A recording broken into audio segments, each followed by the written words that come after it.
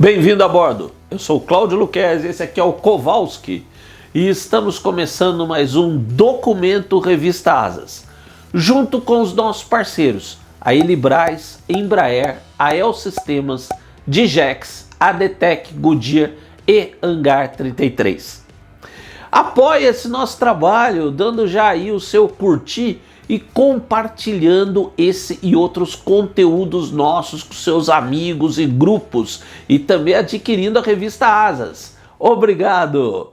E vamos lá, Kowalski, porque pensar faz bem. O trabalho recente, corajoso da nossa Força Aérea Brasileira resgatando brasileiros de zonas de guerra na Europa e no Oriente Médio, salvando vidas, trazendo entes queridos para a segurança, me lembrou que não existe maior heroísmo do que colocar a sua vida em risco para salvar outra.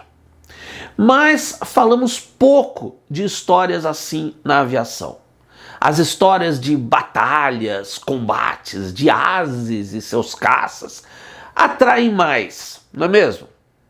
Mas existem sim muitas histórias de coragem e sacrifício na aviação para salvar vidas. E essa que vamos ver aqui, para mim, é uma das mais impressionantes. Mas é quase que totalmente desconhecida. Para começar, a África é tão deixada para lá em nossas escolas e mídia que acho bom a gente dar uma introdução aqui, porque essa história rolou na Nigéria, uma ex-colônia britânica que se tornou uma nação independente em 1960. Mas tudo no colonialismo europeu na África, as suas fronteiras seguiram apenas o interesse das potências da Europa, ignorando as questões locais, étnicas e culturais. E no caso da Nigéria, isso colocou juntas duas realidades bem diferentes. Cerca de 3/5 do território ao norte era islâmico, contrastando com o restante ao sul, basicamente cristão, por ação de missionários europeus, que foram também responsáveis por uma muito boa estrutura de ensino. Só para entender, em 1960, o norte tinha 61 escolas secundárias, enquanto no sul eram mais de 800. A população se dividia quase exatamente em metade no norte e metade no sul. E no sul era dividida entre as etnias Yoruba, a oeste, e Ibo, a leste. E esses últimos, embora fosse a elite administrativa e intelectual do país, foram deixados de lado no processo de independência patrocinado por Londres, com o poder político ficando com o norte islâmico. É óbvio que o país já nasceu dividido e desigual. E essas tensões levaram a um golpe militar em janeiro de 66, colocando no poder o general Aguiyi Ironsi, cujo discurso era de superação das rivalidades tribais em prol da construção da nação. E para governar a região leste, assumiu um jovem oficial Ibo, o tenente-coronel Odumegwu Ojukwu. Mas, com apenas 6 meses, o governo de Ironsi foi derrubado por outro golpe. E dessa vez quem assumiu eram oficiais nortistas, liderados pelo tenente-coronel Yakubu Gowon. E logo se implantou um regime de limpeza étnica, com os ibos sendo perseguidos e milhares sendo mortos nas regiões norte e oeste. Ondas de refugiados ibos fugiram para o leste, onde Ojukwu continuava no poder. O governo federal, então, controlava quase toda a Nigéria, exceto a região leste, que era exatamente a porção mais rica do país, incluindo as reservas de petróleo no litoral e águas costeiras.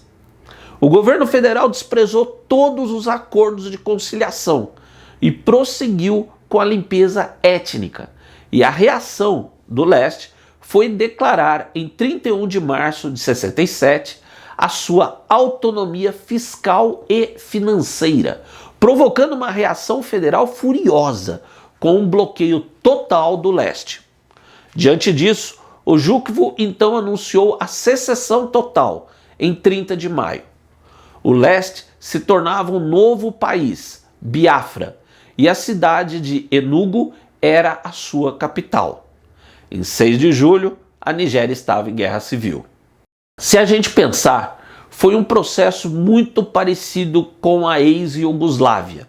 Limpeza étnica, antigas províncias se declarando independentes, como Bósnia, Herzegovina e Kosovo, e tudo mais. Mas, na Iugoslávia, o Ocidente reagiu e a OTAN, liderada pelos Estados Unidos, lançou uma operação de guerra, apoiando as regiões secessionistas e tudo mais. Só que para Biafra, na África, não valeu. Envolvido na guerra do Vietnã, os Estados Unidos simplesmente olharam para o outro lado, ignorando o genocídio dos Ibos e tudo mais. Já os soviéticos viram a chance de cooptar mais um aliado africano e se aproximaram do governo federal, fornecendo uma grande quantidade de suprimentos militares de todo tipo. E Londres, em grande parte responsável pelo caos nigeriano, também se alinhou ao regime de Govon, sem qualquer escrúpulo de ser tão próximo também dos soviéticos. Para Biafra, restou apenas alguma assistência militar não oficializada da França, Rodésia, África do Sul e Portugal. Sim, porque logo as ilhas portuguesas de São Tomé e Príncipe iam se transformar no centro de um incrível e heróico esforço humanitário de ajuda aos biafrenses. Nos combates, enquanto a Nigéria recebia caças-bombardeiros MiG-17, jatos de instrução e ataque leve L-29 Delphin e outros, Biafra compôs algo que se chamaria de Força Aérea, misturando tipos civis e comerciais confiscados com verdadeiras relíquias militares da Segunda Guerra, obtidas no mercado ilegal, como bombardeiros Douglas Invader e B-25 Mitchell, alguns T-6G e outros tipos. Boa parte destes e outros armamentos para os biafrenses chegaram no país através de voos ilegais, numa exótica ponte aérea, feita independente um do outro pelos traficantes de armas Jack Mallock, da Rodésia, e Hank Wharton, um germano-americano. Mallock usou inicialmente DC-4 e um Super Constellation, ambos da sua própria companhia, a Air Trans Africa. E a este se juntou um DC-7 em setembro de 67. E Wharton organizou a sua própria linha aérea clandestina com 2 Super Constellation. Esses voos também muitas vezes levavam cargas de dinheiro para fora de Biafra, para os pagamentos dos envolvidos. E foi assim que o DC-7 de Mallock acabou interditado no Togo com uma carga de 7 milhões de libras esterlinas. Já Wharton teve um de seus Super Constellations interditado em Malta com matrícula falsa. E ele próprio, que estava a bordo, teve ordem de prisão e só escapou graças aos amigos da máfia siciliana, que o resgataram de Malta num barco pesqueiro. Pouco antes ele havia perdido o seu outro Super Constellation, mas logo repôs os dois com exemplares iguais. Nesse vídeo nós não vamos tratar da luta aérea nessa guerra civil. Isso fica para uma outra ocasião, pode aguardar. Em terra, o fato é que não havia como Biafra resistir, numa situação de inferioridade tanto quantitativa quanto de meios. As forças federais avançaram, entraram no norte de Biafra e a capital, Enugu, caiu em outubro de 67, obrigando Ojukwu a mudar a capital para Aba. E as tropas federais também avançaram pelo litoral, tomando o estratégico porto de Calabar. Logo, o território de Biafra estava quase totalmente isolado do mundo, restando apenas a via aérea. Era uma guerra de genocídio, como explicou o jornalista e escritor inglês Frederick Forsyth em seu livro A História de Biafra. Abre aspas. A fome dos biafrenses não foi um acidente, um infortúnio ou até mesmo uma consequência necessária, mas lamentável da guerra. Foi uma parte da política de guerra nigeriana, deliberadamente executada. Fecha aspas. Estima-se que dos 3 milhões de biafrenses que perderam a vida no conflito, a grande maioria, sobretudo crianças, pereceu de fome e doenças decorrentes do bloqueio total nigeriano. Então, já em fins daquele ano mesmo de 67, a Cruz Vermelha Internacional buscou meios de socorrer a população civil em Biafra, mas isso envolvia negociar com o governo federal, que não tinha nenhum interesse em facilitar nada. Mesmo assim, em 20 de dezembro, um DC-6B fretado fez o primeiro voo com ajuda humanitária. Mas era pouco, muito pouco. As mortes de civis foram crescendo nos primeiros meses de 68, sobretudo crianças. E a única voz exterior por Biafra foi a de um grupo de missionários católicos e protestantes denunciando o genocídio. 3 médicos missionários protestantes deste grupo criaram um Conselho Mundial de Igrejas para a operação de auxílio aos refugiados em Biafra, com a fusão do Conselho Cristão de Biafra e o Conselho Mundial de Igrejas, o WCC.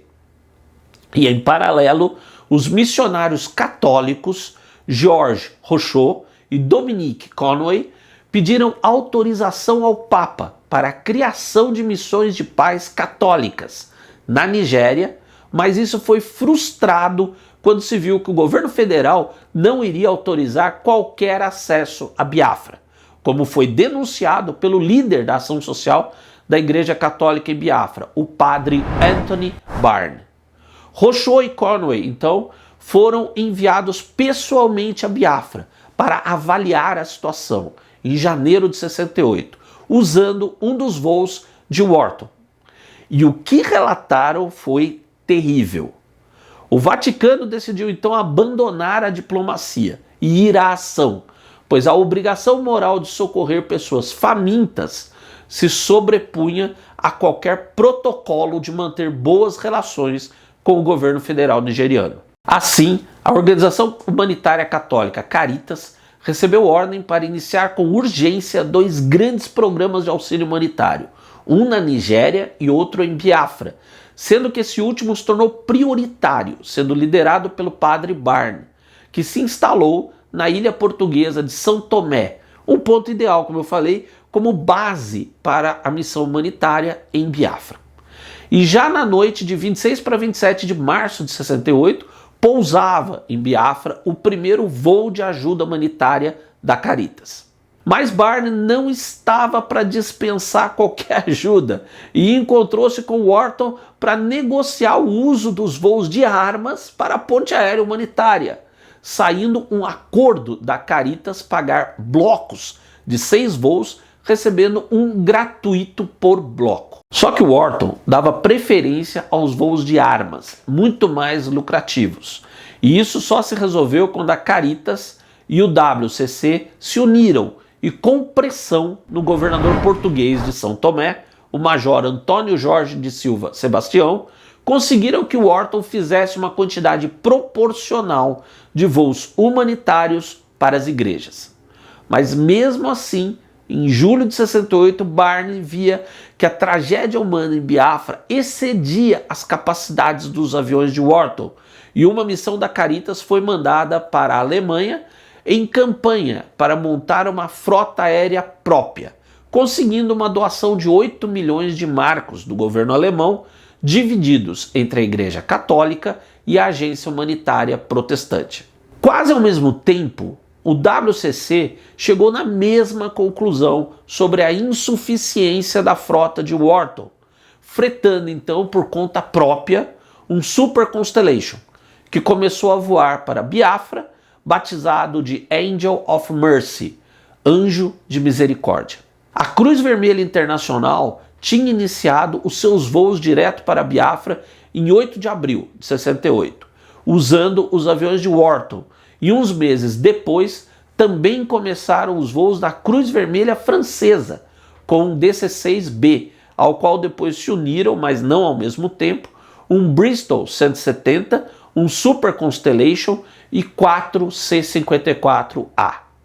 Logo, São Tomé se transformou num aeroporto de intenso tráfego e movimentação de cargas, com a efetivação dessa multifacetada ponte aérea humanitária, inédita na história, realizada por um exótico grupo de aviadores, oriundos dos 4 cantos do planeta, e que, mesmo sem pensar nisso, estavam escrevendo uma incrível saga. Todos esses voos rumavam para o aeroporto de Port Harcourt, em Biafra, mas a cidade foi tomada pelos federais em maio, e assim quase todos os voos passaram a pousar numa pista improvisada em Uli, na verdade um trecho de rodovia, com uns conjuntos de luzes e lampiões de querosene marcando a pista e uma luz vermelha no alto da torre de uma igreja.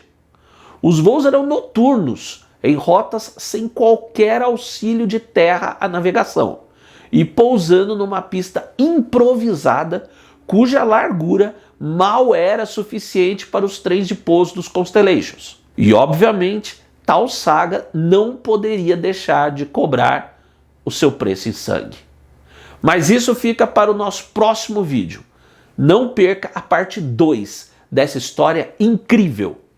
Obrigado por estar aqui comigo e com o Kowalski no canal da Revista Asas, o melhor da aviação e sua história e cultura no YouTube. Um grande abraço e até o próximo voo.